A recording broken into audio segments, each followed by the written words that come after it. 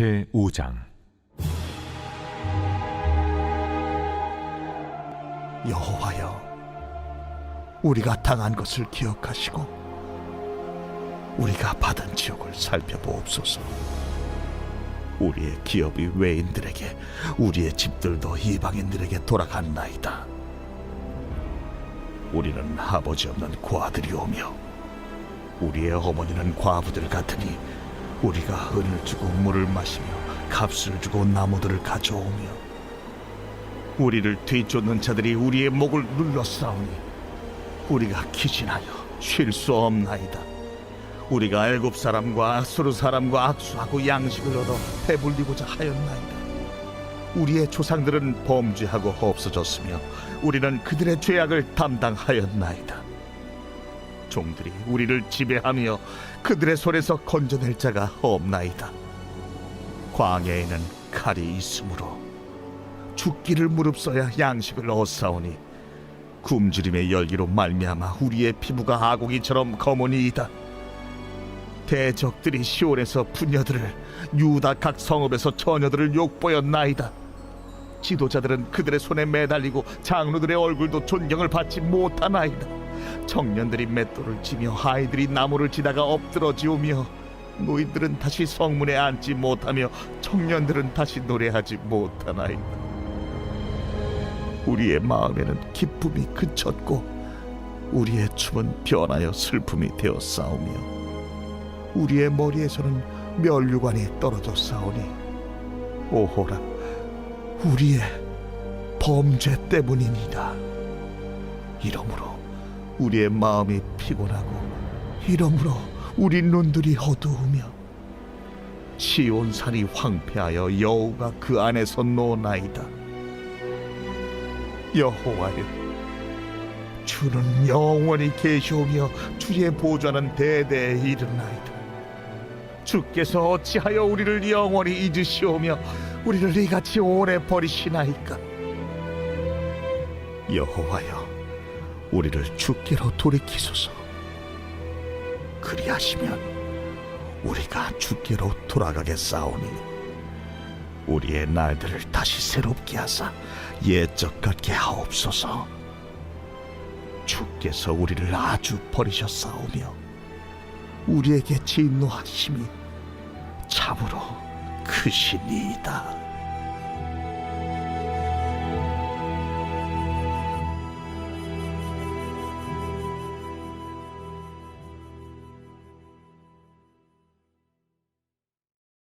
오늘 예레미야의 마지막 장, 마지막 기도의 제목은 이것입니다.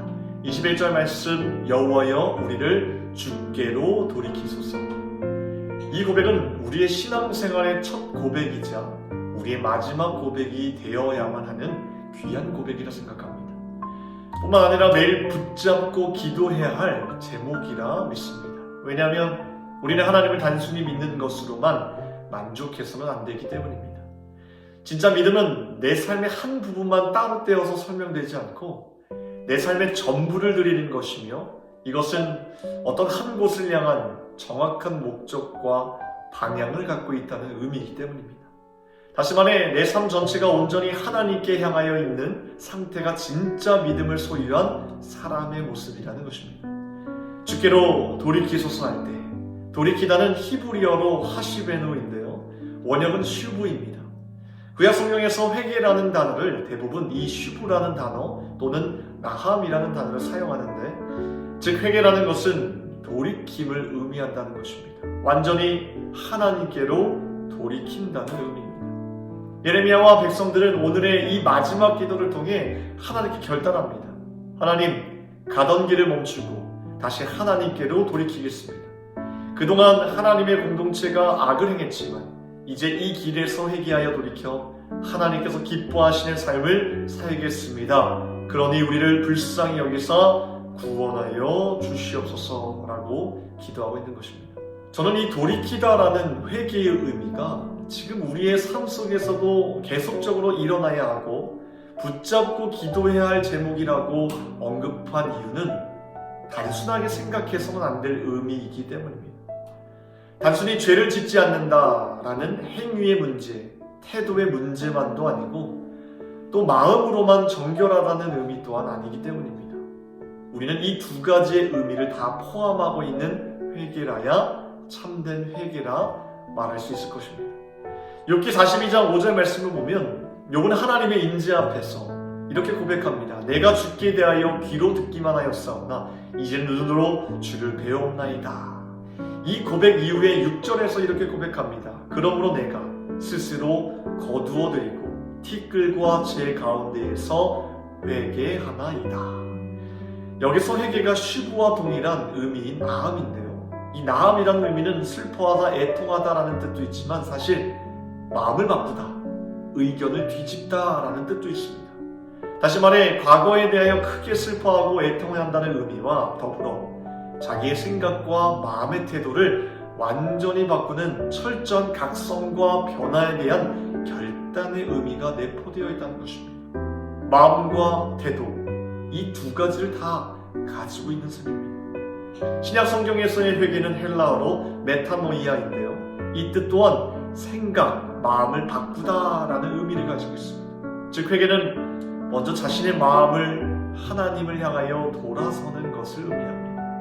마태복음 3장 2절을 보면 세례 요한이 광야에서 회개하라 천국이 가까이 왔느니라 할 때 사용된 단어도 바로 메타노예요, 즉 마음을 돌이키다, 마음을 바꾸다라는 단어를 사용했습니다.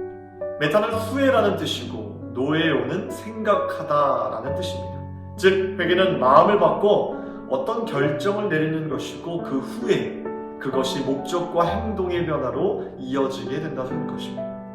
우리는 진정 하나님께로 돌이킨 자, 회개한 자로서 마땅히 우리의 마음과 그리고 이 마음과 일치된 태도로 하나님을 기쁘시게 하는 자가 되어야 될 것입니다. 만약 마음 없이 행동과 태도에만 초점을 맞추고 살아간다면 우리는 예수님께서 지적하신 것 같이 겉과 속이 다른 외식하는 자들인 바리새인과 서기관이 될 것이며 반대로 행동과 태도 없이 마음에만 초점을 맞추고 살아간다면 행함이 없는 죽은 믿음이라는 꼬리표를 얻게 될 것입니다. 결국 열매 없는 나쁜 나무가 되고 말 것입니다. 예수님께서 이 땅에 오셔서 친히 우리에게 열어주신 회개의 삶은 단순히 구원받고 죽어서 천국에 가게 되는 것만을 말씀하시지 않으셨다는 겁니다. 예수님께서 열어주신 회개의 삶은 지금 너희 삶에 하나님 나라의 삶이 선택 가능한 길이 되었다는 복된 소식이었습니다. 그런데 이러한 삶, 즉 지금 주님과 동행하는 축복을 누리기 위해서는 예수님께서 말씀하신 디카이오스소네, 즉 의로운 자, 더 정확히 말씀드리자면 하나님의 선한 마음을 가지고 의롭게 행하는 자가 되어야 될 것입니다. 예수님께서 말씀하신 의로운 자 역시 명확하게 마음과 태도에 연결되어 있습니다. 그리고 무엇보다 순서가 중요하다는 것을 깨닫게 하십니다. 예수님께서는 산성수훈의 6가지의 말씀을 선포하실 때 의로운 자들이 가져야 할 새로운 의와 옛 의인 율법에 대해 비교하시면서 이렇게 말씀하셨습니다. 율법에 대한 그들의 잘못된 접근, 즉 단순히 행하는 것이 목표가 아니라는 것입니다. 여러분, 우리는 이것을 행하면서도 교묘하게 죄지을 수 있습니다. 살인하지 않는다고 다 거룩합니까? 살인하지 않으면서도 우리는 죄지을 수 있습니다. 그러므로 무엇보다 중요한 것은 겉모습이 아니라 뭘 지키는 것이 중요한 것이 아니라 하나님 나라를 사는 자들의 내면의 성품과 마음이 중요하다는 것입니다. 우리는 여기서 다시 시작해야 되고 다시 출발해야 합니다. 마음이 먼저 하나님께로 돌이켜야 거룩함을 이룰 수 있습니다. 한 가지만 예를 들자면 예수님은 주변 사람에게 화가 날 때 옛 율법의 말씀인 살인하지 말라라는 말씀을 분노하지 않는 것으로, 즉 마음, 내면의 문제로 바꾸셨습니다. 사람들은 왜 분노를 품고 있습니까? 이것은 단순한 문제가 아니죠.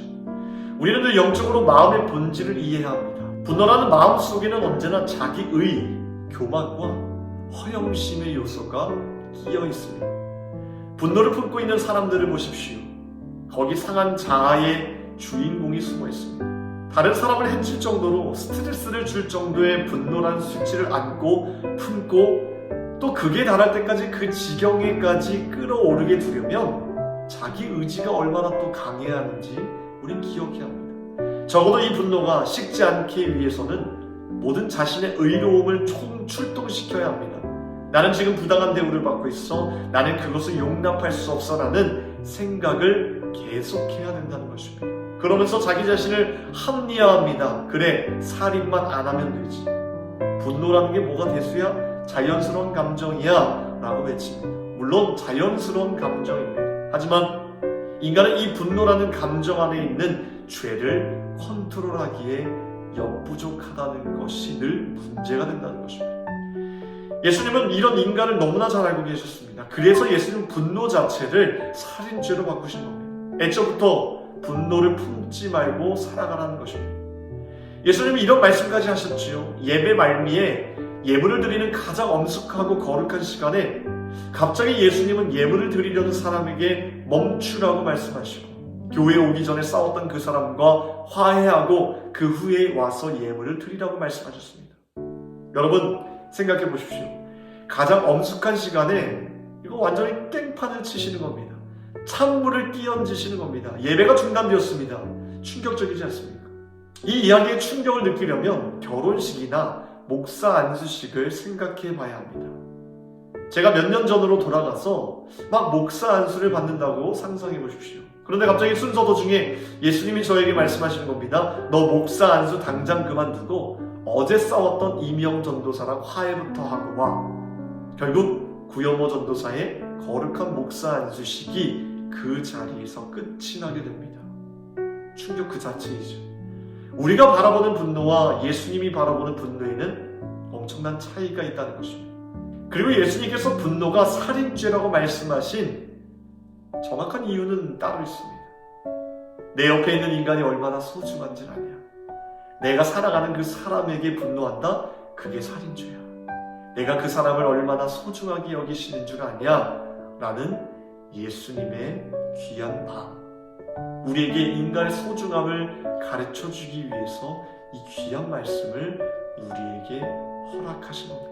사랑하는 성도 여러분, 예수님께서 원하시는 의로운 삶에는 우리의 행동뿐 아니라 우리의 내면의 성품과 마음에 달려있다는 사실을 기억해야 합니다. 은혜에 붙들려 의롭게 행하시는 저와 여러분이 되기를 주님의 이름으로 축원합니다. 오늘 월요일 새벽에 함께 기도할 공동기도 제목은 나라와 민족을 위해서 이 땅의 영적인 회복과 자유 민주주의를 위해서 함께 기도하겠습니다. 하나님 감사합니다. 우리의 마음을 정결케 하여 주시사 하나님께서 원하시는 의로운 삶, 의롭게 행하는 자로 거듭날 수 있도록 도와주시옵소서.